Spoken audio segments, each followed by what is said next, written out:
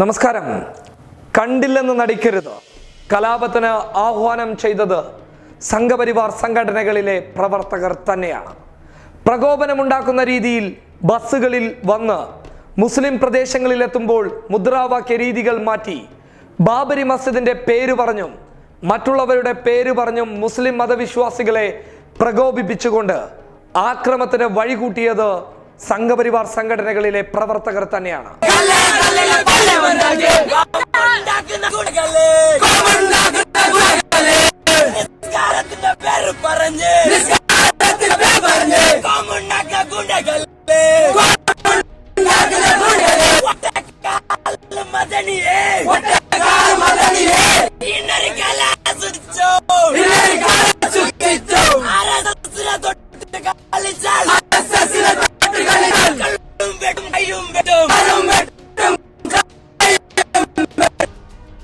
അതിന് തെളിവാണ് ഈ കാണുന്ന വീഡിയോ ദൃശ്യം.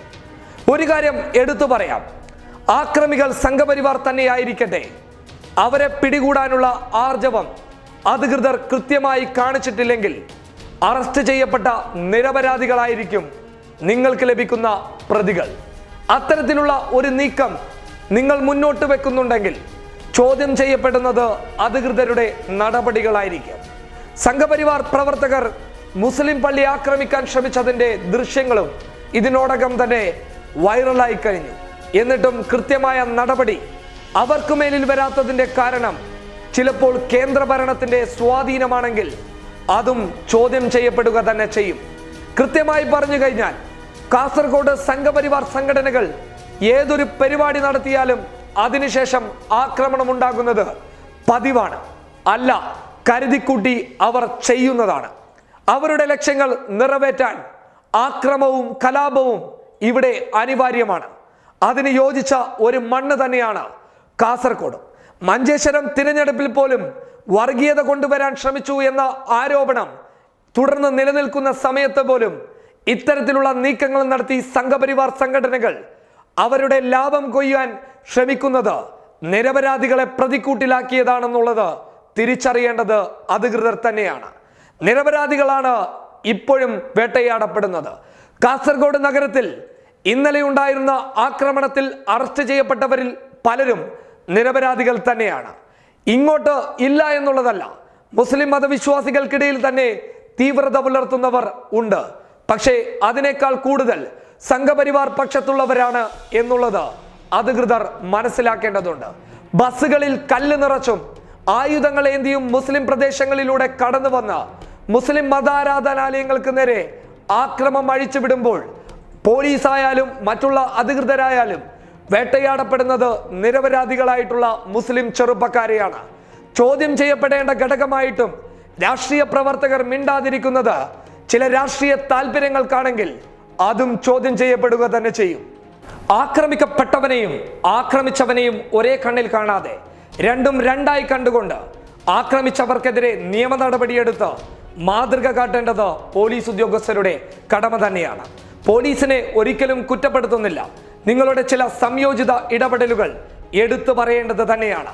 പള്ളി ആക്രമിക്കാൻ ശ്രമിച്ചപ്പോൾ നിങ്ങളില്ലായിരുന്നുവെങ്കിൽ അവിടെ വലിയ ഒരു കലാപം തന്നെ നടക്കുമായിരുന്നു. എങ്കിൽ പോലും ഹിന്ദു സമാജോത്സവത്തിന്റെ മറവ് പിടിച്ചിട്ട് ആക്രമവുമായി മുന്നോട്ട് വന്ന സംഘപരിവാർ സംഘടനകളിലെ പ്രവർത്തകരെ പോലീസിന് തിരിച്ചറിയാൻ സാധിക്കേണ്ടതുണ്ട്. മറ്റുള്ള നാടുകളിൽ നിന്നുള്ളവരായതുകൊണ്ട് തന്നെ അത്തരക്കാരെ തിരിച്ചറിഞ്ഞ് നിയമത്തിന് മുന്നിൽ കൊണ്ടുവരിക എന്നുള്ളത് പോലീസിന്റെ ഏറ്റവും വലിയ ബാധ്യത തന്നെയാണ്. അതൊരു പ്രയാസകരമായ ഘടകമായാൽ പോലും അതിന് നിങ്ങൾ മുതിർന്നില്ലെങ്കിൽ ഇനിയൊരിക്കൽ ഹിന്ദു സമാജോത്സവത്തിനെ പോലെയുള്ള പരിപാടികൾ നടക്കുമ്പോൾ വീണ്ടും അവർ കലാപത്തിന് കോപ്പുകൂട്ടി കടന്നു വരും. ബസ്സുകളിൽ കല്ല് നിറച്ചും അതുപോലെ തന്നെ മറ്റുള്ള ആയുധങ്ങൾ കരുതിയും മുന്നോട്ട് വരുമ്പോൾ അത്തരം വരുന്ന ബസ്സുകളെ പരിശോധനയ്ക്ക് വിധേയമാക്കിക്കൊണ്ട് കൃത്യമായ നടപടി പുലർത്തി കഴിഞ്ഞാൽ ഇത്തരം ആക്രമണങ്ങളെ ചെറുത്തു തോൽപ്പിക്കാൻ പോലീസിന് സാധിക്കും. കാസർഗോട്ടെ പോലീസിൽ ആർജവമുള്ള ഉദ്യോഗസ്ഥരുണ്ട്. അതുകൊണ്ട് തന്നെയാണ് ഇത്തരത്തിലുള്ള ഒരു തുറന്നു പറച്ചിലിന് തയ്യാറാവുന്നത്. നിരപരാധികൾ ഒരിക്കലും ശിക്ഷിക്കപ്പെടാൻ പാടില്ല. ആക്രമിച്ചവർ ഇസ്ലാം മതത്തിലുള്ളവരായാലും ഹൈന്ദവ മതത്തിലുള്ളവരായാലും ഒരേപോലെ അവർക്ക് നടപടികൾ ഒരുക്കി കൊടുക്കേണ്ടത് പോലീസ് ഉദ്യോഗസ്ഥരുടെ കടമ തന്നെയാണ്. അവരെ നിയമത്തിന്റെ വഴിയിൽ കൊണ്ടുവന്ന് ശിക്ഷ വാങ്ങിച്ചു കൊടുത്താൽ മറ്റുള്ളവർക്കും ഒരു പാഠമായി മാറും.